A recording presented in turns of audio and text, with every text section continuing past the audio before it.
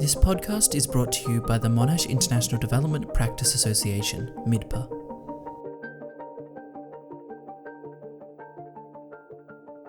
Welcome all to the MIDPA podcast, and the first episode we will be discussing topics related to World Development Information Day, which was created in 1972 in recognition of the need to draw attention of the world to development problems and the need to strengthen international cooperation to solve them. Our guest today for this episode is the course director of the Master of International Development Practice at Monash University, Dr Souvik Chakraborty. Dr Souvik Chakraborty is a lecturer of human geography in the Faculty of Arts. Souvik prefers to identify himself as a multidisciplinary academic, as his research stands at the intersection of anthropology, sociology, and human geography. In 2022, Souvik completed his PhD in human geography at Monash University, and in his doctoral research he analysed the development pathway India is currently following and how it is affecting the cultural identity of the marginalised and the tribal communities in the country. Prior to his doctoral studies, Souvik completed his Masters in Democratic Governance and Civil Society from the University of Osnabrück in Germany as a DAAD Public Policy and Good Governance Scholar. Souvik's research and teaching focuses on studies of nature-society relationships. More specifically, his research interests include studies of politics of mining and resource extraction, intersections between Indigenous geographies and political ecology, continuous politics and critical development studies. Welcome, Souvik. Thanks, Cody. Thanks for the invitation. And it's an absolute pleasure to be here. No worries. So we'll just start by talking about what is development practice like in your country, so India. It's very difficult to answer this question because I think the development practice in India works on various scales. So to start with, right at the top, the government has its own programs, developmental programs. You can find a lot of academic documents on that, reports on the government programs. I don't need to go into details of it. The most interesting thing is that India has a very vibrant NGO sector. So India has over 3 million NGOs that work across a range of arenas and play important roles of facilitation, being a catalyst and partner in bringing social transformation. The field is more diverse than before. They work in different sectors like education, health, livelihood, and they have different strategic orientation as well. Few of them work in right-based services, service delivery. So these are the two major scales. So as you know, that NGO is a very broad term. So there are all organizations come under this umbrella terminology. So they work together. So that this is the overall scenario of development scenario in India. Very interesting. So quite a diversity of different topics that That's right. Focused on, which is quite interesting because I know in Australia we don't actually hear much of India, other than I guess relatively stereotypical ideas of development or the things that touch on poverty. So not a huge amount of expansion outside of that. So in relation to what is your specialization and what made you want to pursue your specialization in political ecology and interdisciplinary studies? It's very interesting, Cody. Thanks for asking this question because my major was in political science. I did my graduation in political science from Jadavpur University in India with specific focus on international relations. Then I was selected as a Young India Fellow. It was a one-year fellowship program organized by Ashoka University in partnership with the University of Pennsylvania and other universities. During that time, I worked with Honorable Member of Parliament, Mr. Navin Jindal, as his policy research assistant. I was an intern in his team, and I was analyzing the development programs in his constituency in the north of India. I saw how those programs run, how those programs operate. So it was a great learning opportunity. And then I went to Germany as a DAD scholar, stayed there for 2.5 years, did my master's in democratic governance and civil society. During my master's, I wrote a master thesis on changing trends of environmental governance in India, and I analyzed the environmental governance regime in India, which was going on for the last 20 years. And from my student days, I was actively involved in student politics as well. And I was following all these environmental movements when I was an undergraduate student at Jadavpur University. And my guru, Dr. Ashish Ghosh, actually said while I was working on my master thesis that I'm not getting any news on the people of the Dongria Kont community in Orissa. So Souvik, you should go and see what is happening out there. So I was working in his office, working on my master thesis, and he suddenly decided that we should plan a PhD project. And we had a discussion then, and the statement of purpose was ready within the next 3 days. And Wow. I started applying for my PhD after my master's was done. Yeah. So I was passionate about development, the core important issues of development. I was more bothered about these people of these communities who are struggling and fighting against the mainstream discourse of development. So that actually brought me into this field. And then I did my intensive field work in Orissa, eastern state in India. For 9 months, I was there during my PhD at Monash. And that is how I came into this field, Cody. Wow, fantastic! Lots of different experiences there, which really enriching, and lots to learn from that. So that actually comes nicely onto the next question of what is the main issue in today's development practice from your perspective?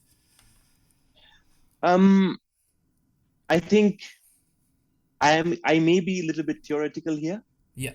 but I will try to keep it simple and interesting for the students of MIDP and other people who are listening to this podcast. I think the problem is in scale. Yeah. So the development policies which are being implemented are mostly coming from a top-down approach. And I think these needs to be changed globally. I'm not only talking about India. I think it needs to be changed globally. We need to take into consideration what the local communities and the affected people of the mainstream development, what are they thinking? How do they envision development? And what is their take on the development? And how do they want it to implement in their societies, in their culture, and in their lives? So that needs to be taken into consideration. Basically, I'm talking about having a fundamental change in the designing of the policies to reach out to all sections of the society. Yeah. Which encourages more people's participation, awareness generation, and direct benefit transfer. So essentially, removing top-down structures would encompass broadening the perspectives that are considered as part of development.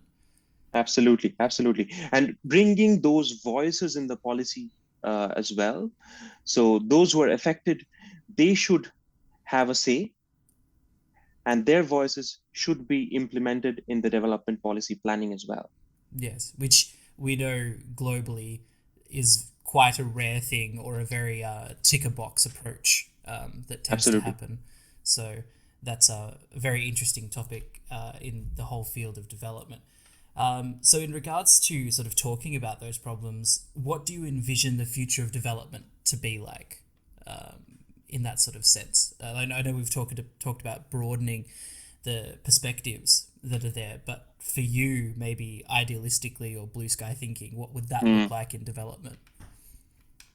You know that I am a political ecologist, and I'm a big fan of Arturo Escobar as well. Yes, and I yeah. and I believe in the concept of pluriverse as well. So I may be a bit radical here in answering your question.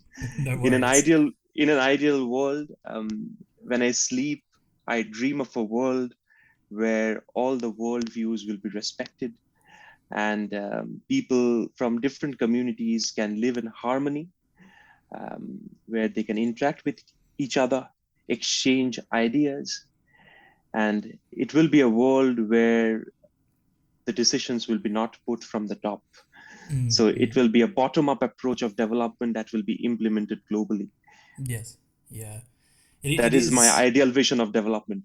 Yeah, it's such a great vision, but then also we sort of like talk about how we do live in a like a capitalist Mm. world. It's very hard to sort of think how will that self-reflexivity sort of happen for people that do have the power in development. Like, it's a very interesting sort of proposition, because when we talk about broadening perspectives, there's got to be almost a reflexive position of those people in power as well, to sort of recognize that that is how they are conducting themselves, and how, I guess, development has become top down as well, which I think is quite interesting.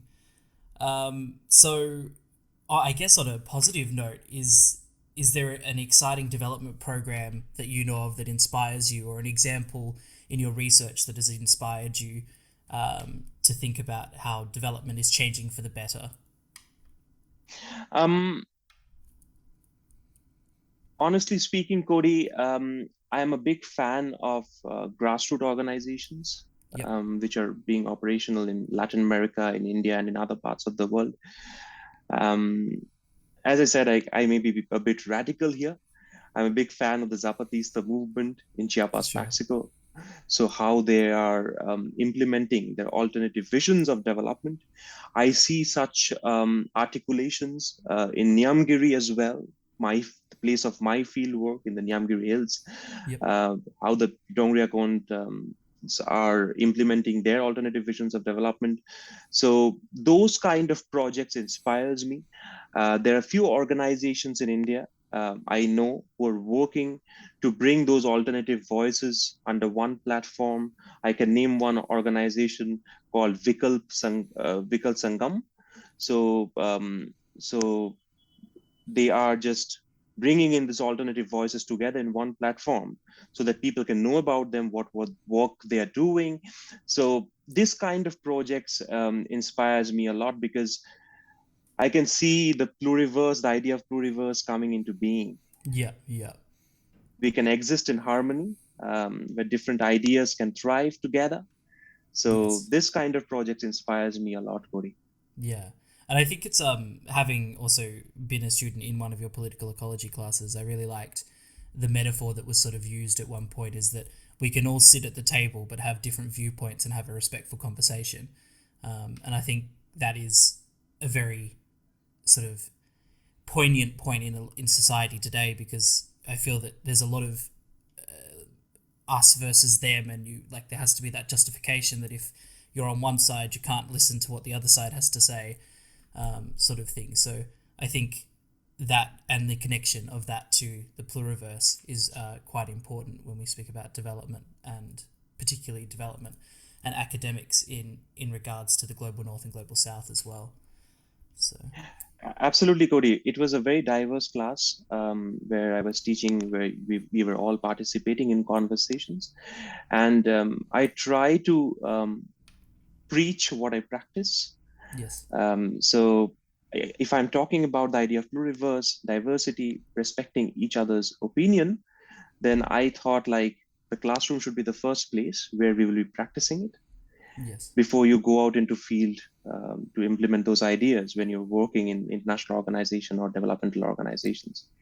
So I'm glad that you all liked that idea, respected that idea, and I hope you can all implement those ideas when you go out and work on field.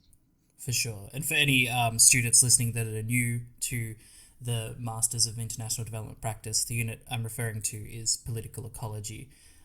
So search that up in the unit books, and if you have space for it, definitely do it. Definitely Thanks, worth. Cody. Yeah. Thanks a lot, Cody. So I think that is about all we have time for today. So thank you, Souvik, for joining us. It was fantastic to talk to you and get your experiences of what is happening in India in relation to development. Thanks a lot, Cody. It was an absolute pleasure talking to you. Thanks. Thank you for listening to this MIDPA podcast. For more information on MIDPA, please check out our social media pages on Facebook, LinkedIn, YouTube, Twitter, and Instagram. Thank you.